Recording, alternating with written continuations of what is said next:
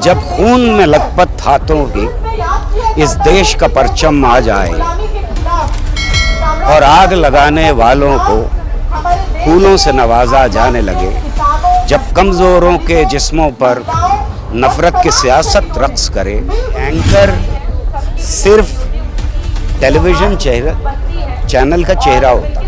Anchor आज़ाद नहीं होता बोलने के लिए, यानी परेशानी चैनल्स के साथ। शायद वो वहाँ सिर्फ बंधुआ मजदूर हैं, वो वही बोलती हैं जो उनसे बोलने के लिए कहा गया। गुलाम मीडिया के ऊपर तरस खाना चाहिए।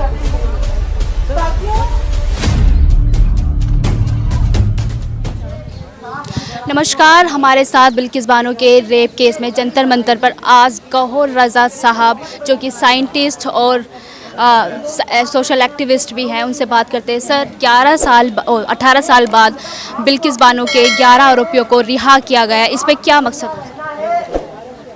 पहली बात तो ये है कि मैं नहीं समझता कि भारतीय जनता पार्टी के किसी भी नेता में इतनी हिम्मत है कि वो ये कदम बिना ऊपर से क्लियरेंस के उठाए, जिसका मतलब ये है कि बलात्कारियों को और कातिलों को छोड़ने का फैसला प्रधानमंत्री के बिना नहीं लिया गया, यानी वो जिम्मेदार हैं।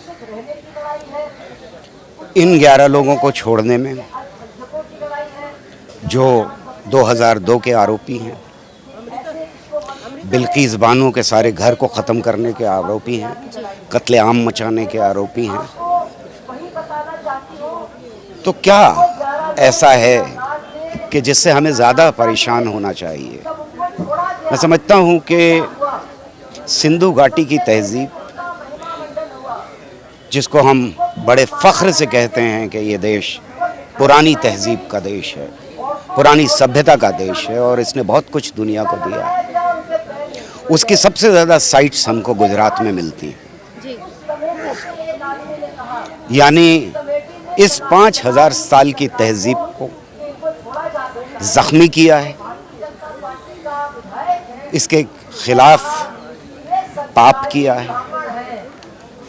सिर्फ वो एक्ट ही पाप नहीं था, वो तो था ही, वो तो भयानक था ही जो 2002 में इन लोगों ने किया। लेकिन जब सरकार छोड़ती है ऐसे आरोपियों को, तो वो सिर्फ गुजरातियों को बदनाम नहीं करती, वो गुजरात को बदनाम करती है, वो इस देश को बदनाम करती है, वो इस देश की इतनी बड़ी सभ्यता को बदनाम करती है और वो इंसानियत को शर्मसार करती है। आज सिर्फ मेरा नहीं बल्कि इस देश का सर शर्म से झुका हुआ है। सर, ये ऐसी हालत कभी आपने पहले देखी हो जहां बलात्कारियों को संस्कारी और ब्राह्मण कह के मतलब उन्हें छोड़ दिया जा रहा है उनके अपराध को? इसके बारे में क्या कहते हैं? जाहिर है कि मैंने न सिर्फ ये कि अपनी ज़िंदगी में नहीं देखा, बल्कि इसका कोई एविडेंस हमको हिस्ट्री में भी नहीं मिलता है कि ऐसा कुछ हमारे देश में कभी हुआ। आपने ब्राह्मण का शब्द इस्तेमाल किया, जो उन्होंने कहा है कि ब्राह्मण संस्कारी होता है और ये कर ही नहीं सकता, या ये कि वो बदल गए हैं। ये दो बातें कही जा रही हैं। पहली बात तो ये कि ब्राह्मण समाज को इस देश के खड़ा हो जाना चाहिए, जो और सारी चीज़ों के लिए हम खड़े हो जाते हैं। आज वक्त है खड़े होकर के ये कहने का कि हम हिस्ट्री में, हम इतिहास में कभी बलात्कार ही नहीं रहे और जो ऐसा काम करता है वो ब्राह्मण नहीं हो सकता। लेकिन जाहिर है कि हमारे यहाँ समाजों में वो हिम्मत नहीं पाई जाती। दूसरी बात जो कही जा रही है वो ये कि वो बदल गए, वो सुधर गए। मेरा मानना ये है कि हो सकता है कि वो 2002 से पहले भी सुधरे हुए थे, ये भी हो सकता है कि अब भी सुधर गए, जिसका मतलब ये है कि भारतीय जनता पार्टी और आरएसएस ने करवाया था जो कुछ उस वक्त करवाया था, कम से कम इतना तो वो एक्सेप्ट कर रहे हैं। पर अगर कोई अपराध हुआ है और वो भी ऐसा अपराध जिससे पूरी मानवता शर्मसार हो जाए, तो फिर देश के लिए, समाज के लिए ये ज़रूरी है और ख़ास तौर से महिलाओं को कॉन्फिडेंस देने के लिए, औरतों को कॉन्फिडेंस देने के लिए ज़रूरी है कि वो अगर सुधर गए हैं तो पूरी सज़ा काटें, नहीं सुधरे हैं, इसलिए शायद उन्होंने याचिकाएं लगाई बाहर निकलने की, और सरकार नहीं सुधरी है इसलिए सरकार ने उन्हें छोड़ दिया। ऐसा करने वाले शायद ये जानते थे कि ये वो गलत कर रहे हैं, जिसकी वजह से एक बड़ा समाज उनके खिलाफ खड़ा हो सकता है, इसलिए उन्होंने संस्कारी और ब्राह्मण शब्द को इससे जोड़ दिया ताकि बिल्किस बानो के मुकाबले एक बड़ा तबका खामोश हो जाए। समझ रहे हैं सर क्या मतलब? बिल्किस बानो के साथ तो जाहिर है कि इस देश की ज़्यादातर जनता के इस वक्त दिल से लोग साथ हैं। लेकिन जहाँ तक आप कह रहे हैं कि ब्राह्मण का शब्द इस्तेमाल किया जा रहा है, मेरा ख्याल ये है कि इस वक्त हमें ज़रूरत इस बात की है कि किसी भी लेवल के ऊपर किसी भी तरह से कोई भी उनके साथ अपना ताल्लुक़ ना पैदा करे, वरना वो भी बलात्कारी ही माना जाएगा। बलात्कार का मतलब, कत्ल का मतलब, आग लगाने का मतलब सिर्फ ये नहीं होता है कि जिसने माचिस दी उसने ही लगाई, बल्कि जालिम को जो न रोके वो शामिल है जुल्म में, कातिल को जो न टोके वो कातिल के साथ है। तो ब्राह्मण समाज को धकेला जा रहा है कि वो कातिल के साथ खड़े हो जाए, वो बलात्कारी के साथ खड़े हो जाए। समझता हूँ ब्राह्मण समाज को इसके खिलाफ आवाज़ उठानी चाहिए।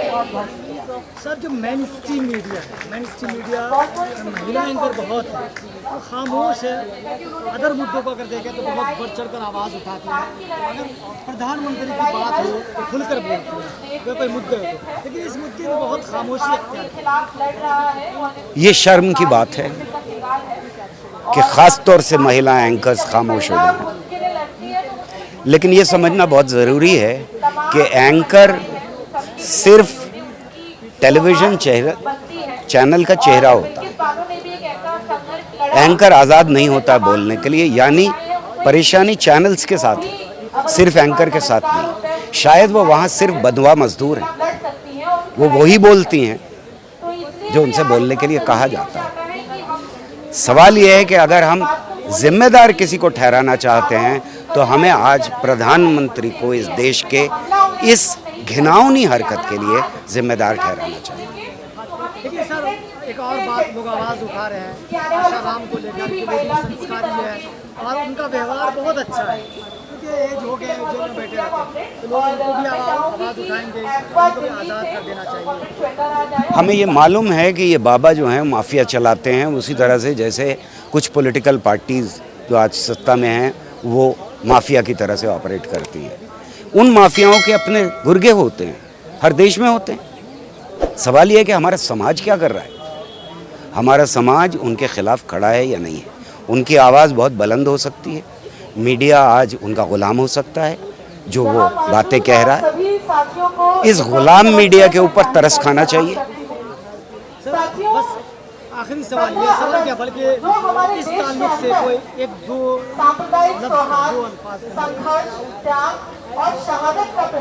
इस ताल्लुक से आज के मौजूदा जब खून में लथपथ हाथों की इस देश का परचम आ जाए और आग लगाने वालों को फूलों से नवाजा जाने लगे, जब कमज़ोरों के जिस्मों पर नफ़रत की सियासत रक्स करे और इज्जत लूटने वालों पर खुद राज सिंहासन फ़ख्र करे, तब समझो मज़हब व धर्म नहीं तहज़ीब लगी है दाव पर। रंगों से भरे इस गुलशन की तकदीर लगी है दाव पर। उठो के हिफाजत लाजिम है तहज़ीब के इस मैखाने की, उठो के हिफाजत वाजिब है हर जाम की हर पैमाने की।